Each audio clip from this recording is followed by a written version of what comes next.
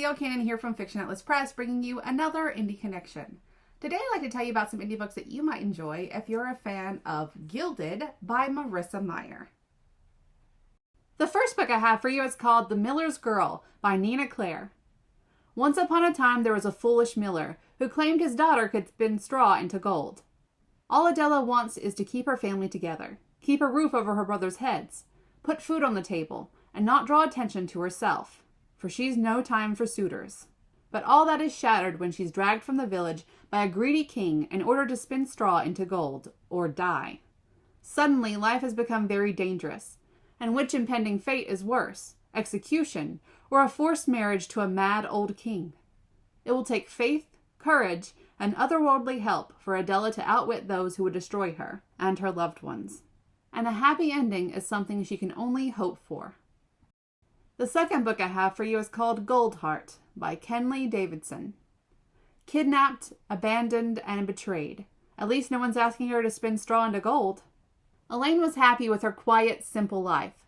But after the death of her parents, the disappearance of her fiancé, and a traumatic kidnapping, quiet and simple are out of the question. Her father left debts, and now his creditors mean to collect. Elaine's only asset is her brilliant artistic talent. But no genius could be equal to the impossible task demanded of her by the man with ultimate power over her future and all that she loves. Held captive by his secret obsession, Elaine discovers a fragile new love in the midst of darkness, and seeks out to prove that art can be a powerful weapon, even against tragedy and despair. The third book I have for you is called The Storyteller's Daughter by Victoria McCombs. His shadowed face lit by flames. Rumpelstiltskin is his name. For as long as anyone can remember, every child in Westfalen has been born with a gift, and these gifts defined them. Then Cosette is born, giftless. An attempt to hide her misfortune brings her before the king, who entraps her to use her as a pawn in his war. Caught in a lie, Cosette desperately searches for a power strong enough to free her. Intrigued by whispers of an old king and a dark curse, she calls upon Rumpelstiltskin and finds him trapped in a deeper magic than she bargained for. Now Cosette must fight to reclaim her freedom from the king and break Rumpel's curse. When time runs out, she'll lose more than her heart. She'll lose her life.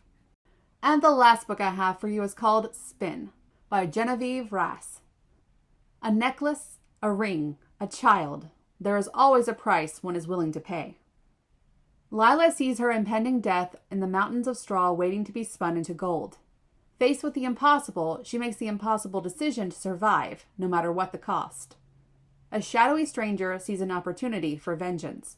Born to a nightmarish destiny that crushed and embittered his faith in humanity, he devotes himself to dealing in dark desires and desperate souls, and Lila's is ripe for trade.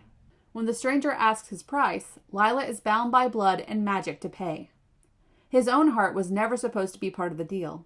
But when honor drives Lila to break their bargain, he ends up tangled in his own web of deceit and destruction, in a desperate attempt to save her life. In the black of night, there are no fairy tales, only choices. One choice makes a queen. One choice consumes a soul.